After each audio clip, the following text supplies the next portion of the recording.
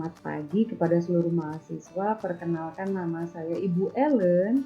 Saya akan mengajarkan ke kalian mata kuliah KPKC. Nah, apa itu KPKC? KPKC adalah keadilan, perdamaian, dan keutuhan ciptaan. Nah, sebelum kita memasuki materi yang akan saya sampaikan pagi hari ini, kalian bisa melihat di layar sekarang ada visi dan misi dari kampus kita. Yang menjadi misi dari kampus Tika Santo Borromeus menjadikan institusi pendidikan tinggi kesehatan yang bermutu, yang dapat menghasilkan insan berwawasan global dan berbela rasa demi keluhuran martabat manusia serta keutuhan alam ciptaan. Sehingga dari visi ini, yaitu keutuhan alam ciptaan, diturunkan dalam mata kuliah wajib yang harus diikuti oleh seluruh mahasiswa, yaitu KPKC yang tadi saya sampaikan. Nah, sebelumnya saya akan menyampaikan kepada kalian RPS atau Rencana Pembelajaran Semester di tahun ajar atau tahun akademik 2020 sampai 2021. Yang selama 16 kali pertemuan, kita ada 14 kali tatap muka untuk materi yang akan saya sampaikan, serta 2 pertemuan itu diisi dengan ujian tengah semester dan juga ujian akhir semester. Yang pertama kita lihat di sini, kita akan mempelajari tentang definisi KPKC, kemudian ada juga sejarah KPKC, yang ketiga spiritualitas KPKC, yang keempat ada refleksi kemerosotan sosial, yang kelima ada globalisasi dan krisis modern ekologi, serta bahaya yang mengancam bumi. Yang keenam ada proses dan tanggung jawab manusia terhadap lingkungan. Yang ketujuh ada integrasi seluruh aspek kehidupan, di antaranya ada pemilahan, pengolahan sampah, penerapan KPKC melalui toga. Lalu setelah itu ke pertemuan ke-8 kita akan UTS. Yang ke-9 kita akan mempelajari tentang pengertian pembudidayaan toga atau tanaman obat keluarga.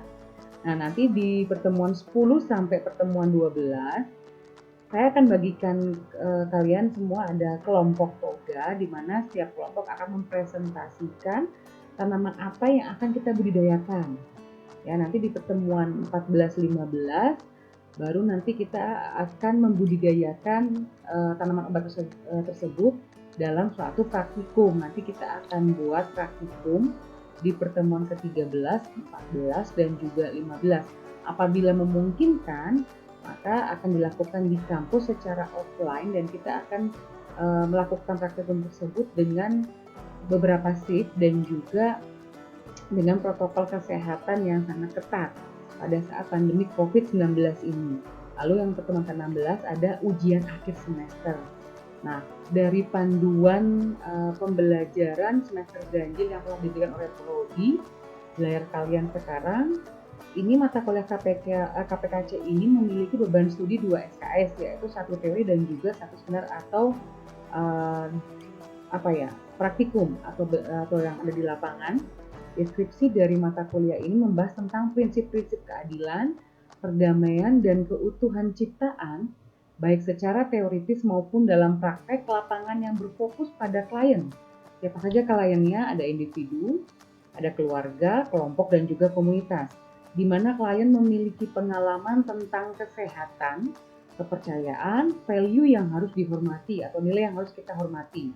Dalam mata kuliah ini juga mahasiswa diajarkan dan dilatih untuk memiliki relasi interpersonal, memanusiakan manusia, serta menghargai martabatnya, serta lingkungan internal maupun eksternal, di mana secara fisik, mental, emosional, dan spiritualnya harus baik, sehingga peserta didik atau mahasiswa mampu menjalin relasi dengan sesama, dalam hal ini pasien. Nah, kemudian selain dengan pasien juga dengan lingkungan dan alam semesta secara harmonis. Dan akhirnya mahasiswa diharapkan mampu melibatkan diri dari usaha menanggulangi krisis lingkungan hidup. Oke, kalian sudah paham ya? Sekarang saya akan membuka materi perkuliahan kita pada pagi hari ini. Ya, sebentar. Oke.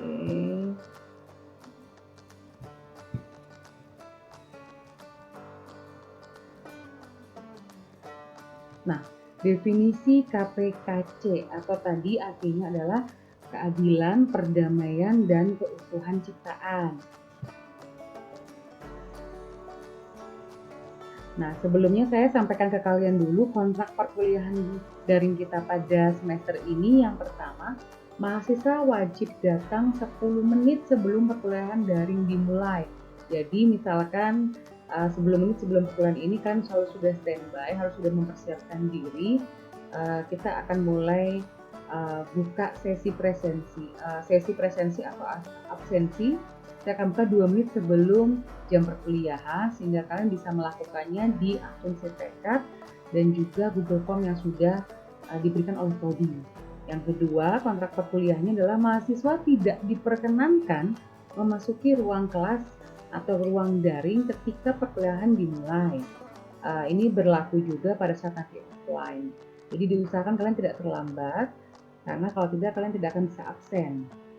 Kemudian yang ketiga, mahasiswa wajib berpakaian sopan dan rapi sesuai dengan peraturan yang berlaku. Untuk saat ini mahasiswa mungkin masih menggunakan seragam hitam putih karena seragam stikes masih dalam proses penjahitan maupun ada beberapa yang belum mendapatkan.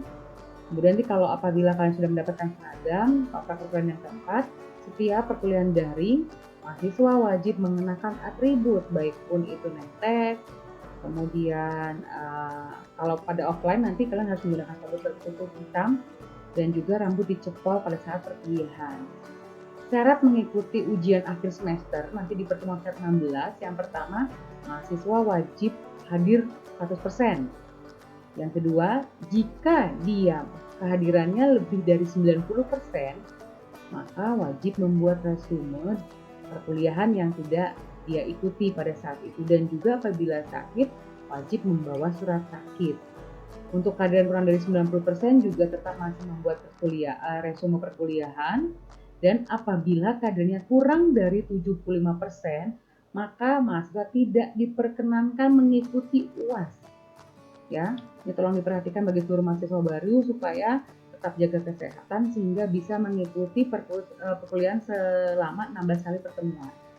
Oke, kita langsung masuk ya ke materi yang pertama. Nah, apa yang kalian lihat di sini? Kalau yang kalian lihat, ini ada rumah Bu. Oke, ada rumah, kemudian ada pohon. Mungkin bagi sebagian orang kota yang sudah lama tinggal di kota merasa asing dengan keadaan ini dijumpai di perkotaan besar. Biasanya keadaan yang di layar ini kalian jumpai di perkampungan. Masih asri, banyak pepohonan, udaranya masih bersih, tidak ada polusi. Bahkan hewan dapat hidup dengan bebas tanpa ada polusi yang mengganggu manusia maupun mengganggu hewan, ketika polusi tersebut dapat mengakibatkan pencemaran yang sangat kurang baik bagi kesehatan manusia maupun juga hewan peliharaan ya. Nah, bandingkan dengan ini adalah kehidupan di kota besar. Coba kalau kalian perhatikan, tidak ada pohon, mungkin ada pohon tapi sedikit. Sudah mulai ada lampu, banyak lampu, gedung bertingkat yang sangat tinggi menjulang sampai ke atas. Kemudian coba kalian lihat di situ ada cerobong asap, ya, seperti cerobong asap mengeluarkan banyak sekali asap di udara. Kemungkinan itu adalah pabrik. Jadi kita tidak temu lagi keadaan seperti yang tadi sebelumnya di pedesaan, banyak pohon, kemudian masih asri, udaranya masih enak untuk dihirup. Nah, ini yang ada di kota. Perbedaannya sangat mencolok sekali, benar bukan? Oke, kita lanjut. Nah, sekarang apa itu KPKC? Dari hurufnya saja K. K itu apa sih? Ya, K adalah keadilan. Keadilan apa? Keadilan itu berarti menegakkan dan membela martabat manusia. Unsur yang kedua adalah hak asasi manusia. Dengan pengakuan akan martabat manusia sebagai gambar dan rupa Allah, berarti adanya kesadaran akan kedudukan sama yang tinggi dan sama rendah di hadapan Allah. Maksudnya begini, siapapun Anda, mau Anda kaya, mau Anda miskin, mau Anda pintar, mau Anda tidak pintar, kedudukan Anda di hadapan Allah itu sama. Tidak ada yang rendah, tidak ada yang tinggi, sama ya, adil. Jadi tidak ada yang naik sebelah. Kemudian unsur yang ketiga adalah kewajiban asasi manusia. Dengan pengakuan bahwa setiap orang memiliki hak dalam relasi dengan sesama ciptaan, maka manusia dengan sendirinya memiliki kewajiban-kewajiban. Sehingga seseorang itu harus adil, bukan hanya menerima hak dan memberi hak orang lain, tetapi lebih dari ini adalah kesetiaan dan tanggung jawab membangun hubungan secara benar. Benar kepada siapa? Benar kepada sesama, perlakuan yang wajar terhadap ciptaan lain, baik itu manusia. Kemudian kita harus juga melakukan ke hewan, kemudian ke tanaman dengan benar. Gitu ya, apabila kalian memiliki hewan peliharaan di rumah juga harus kalian perlakukan dengan benar dan wajar. Ini arti dari keadilan, ya. Kita lanjut sekarang P. Apa itu P? Ya, P itu peace, ya, atau perdamaian. Biasanya disimbolkan dengan burung merpati. Nah, dalam kata damai dalam bahasa Ibrani, biasanya kalau yang Kristen maupun yang Katolik sudah pernah mendengar kata shalom, atau mungkin umat Muslim juga sudah pernah mendengar kata shalom di TV atau di media massa.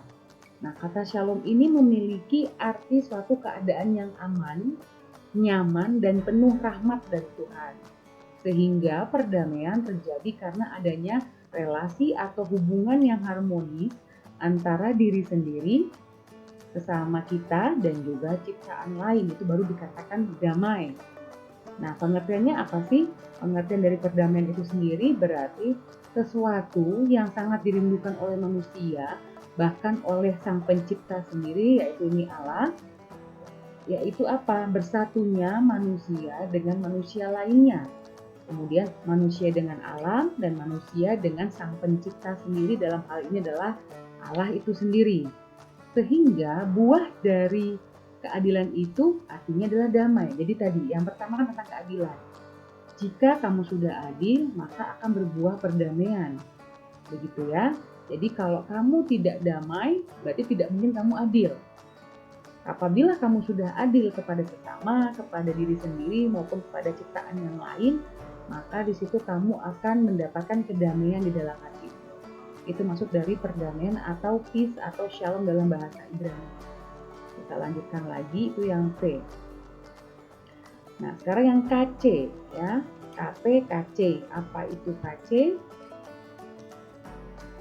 KC adalah keutuhan ciptaan. Apa sih keutuhan ciptaan itu? Nah, lingkungan hidup adalah keadaan dan tempat di mana makhluk itu hidup, tempat kita tinggal, lingkungan hidup yang kita sekarang tinggal, manusia. Nah, makhluk itu adalah subjek yang menguasai, sedangkan lingkungan tempat kita tinggal adalah objek yang kita kuasai. Sehingga pengertian dari keutuhan adalah keadaan yang tidak retak, tidak terpisah-pisah, dan tidak dapat tercerai-beraikan. Berarti dia utuh. Ciptaan sendiri apa artinya? Ciptaan itu berarti semua makhluk ciptaan Tuhan, manusia, alam semesta, dan segala isinya. Sehingga dapat diartikan keutuhan ciptaan. Tadi kan sudah ya pengertian keutuhan dengan ciptaan. Keutuhan ciptaan sendiri memiliki arti suasana hidup yang diwarnai oleh kesatupaduan yang menyeluruh dari semua ciptaan Tuhan, hidup bersama di alam semesta sebagai saudara satu sama lain, tidak menganggap yang lain lebih hebat daripada diri kita sendiri. Itu arti dari keutuhan ciptaan. Kemudian KPKC sendiri dapat disimpulkan secara garis besar adalah suatu perjuangan dalam menegakkan keadilan agar tercapai perdamaian dengan cara membangun relasi secara benar dan wajar dengan alamnya serta segala isinya sebagai saudara satu sama lain. Ya, tadi saya ulangi lagi. Jadi KPKC disimpulkan perjuangan menegakkan keadilan agar tercapai atau terciptanya perdamaian dengan cara apa? Dengan cara membangun relasi yang benar dan wajar terhadap sesama, alam, dan isinya, begitu. Itu arti keseluruhan dari KPKC. Nah, kalau umat Katolik maupun umat Kristen mungkin sudah tahu siapa beliau. Beliau adalah Paus siapa? Ya, Paus Fransiskus. Beliau ini adalah petinggi dari umat Katolik yang berada di Vatikan. Ya, beliau pada tahun 2015 sebenarnya KPKC itu merupakan implikasi dari buku yang beliau sudah tuliskan yang bernama Laudato Si, ya, Laudato Si on the Care of Our Common Home, di mana beliau menegaskan bahwa kita tidak bisa berbicara tentang pembangunan berkelanjutan tanpa solidaritas antar generasi, karena bumi yang kita huni sekarang ini juga milik generasi mendatang. Sehingga lingkungan hidup yang sekarang kita tinggal, yang sekarang kita nikmati, yang sekarang kita pakai sesuka hati kita ini adalah pinjaman yang juga harus diterima setiap generasi dan diteruskan kepada setiap generasi berikutnya. Itu maksud secara garis besar buku pengajaran dari Paus Fransiskus dalam Laudato Si di tahun 2015. Jadi apabila pembangunan itu dapat berjalan dengan baik, maka kita sebagai manusia yang tadi ya, yang dari awal apa artinya makhluk maupun lingkungan hidup, kita adalah subjek yang menguasai, sehingga lingkungan hidup yang kita kuasai juga harus tetap dalam keadaan yang harmonis, baru semuanya dapat tercapai dengan baik.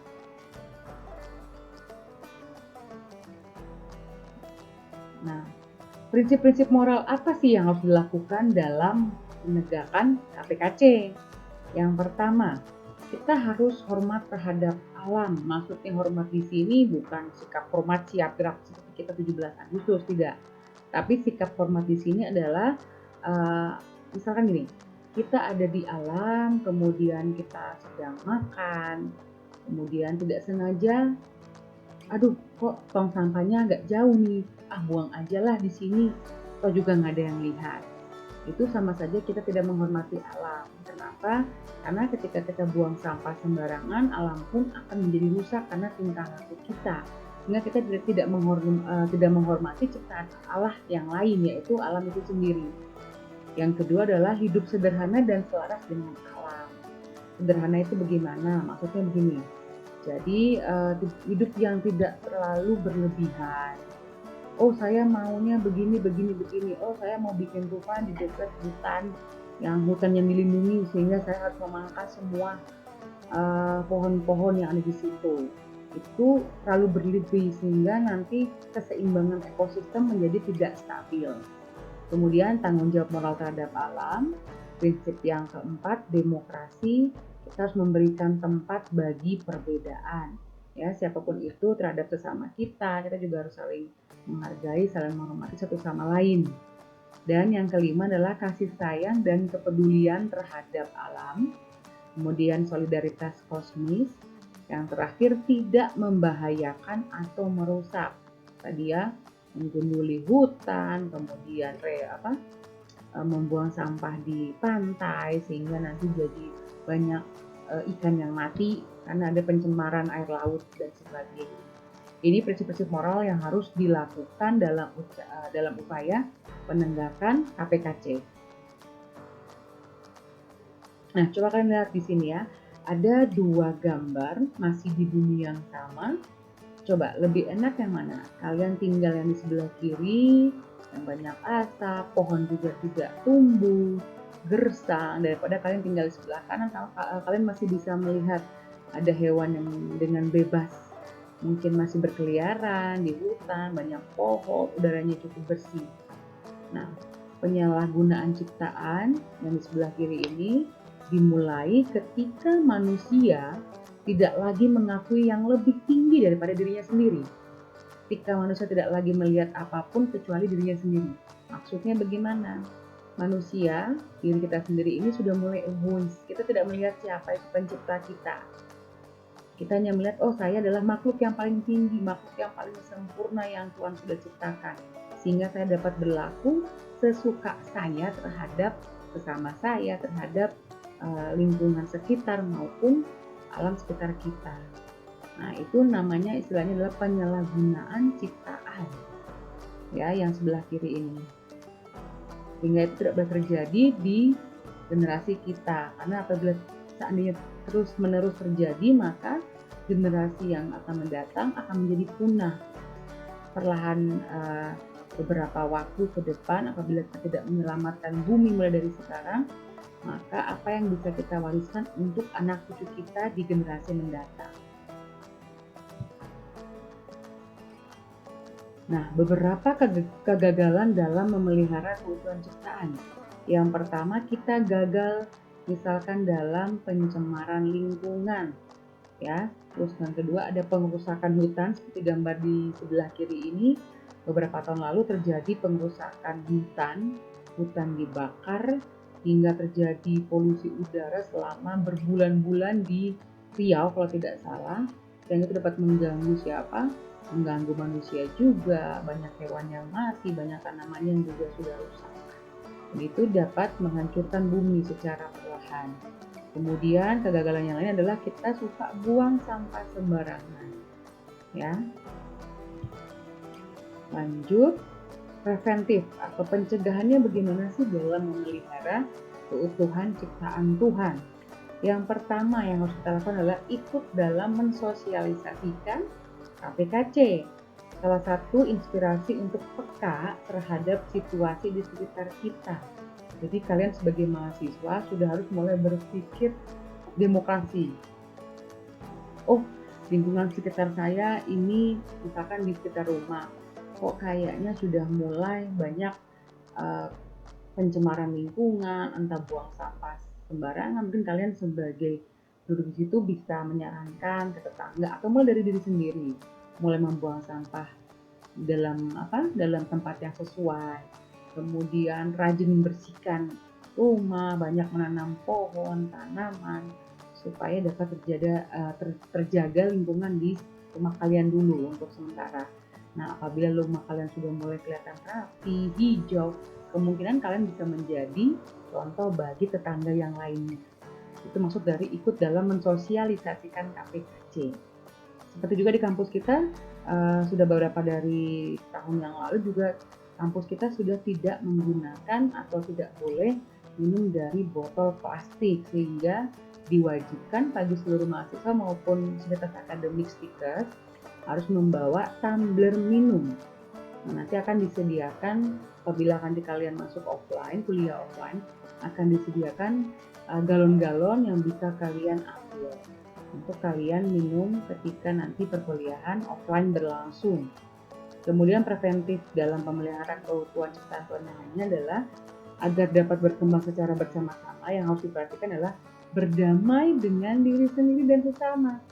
Nah, kita tanpa kecuali mau tua, muda, besar, kecil, kaya, miskin, diajak untuk bertanggung jawab terhadap perkembangan bangsa-bangsa dan keselamatan dunia. Itu yang disebut dengan pertobatan ekologi. Secara ekosistem, kita harus berdamai dengan diri kita sendiri. Nah, artinya berdamai bagaimana? Oh, saya sudah dewasa, saya sudah tahu apabila saya buang sampah akan berakibat A, B, C, D, E. Akan merusak ekosistem.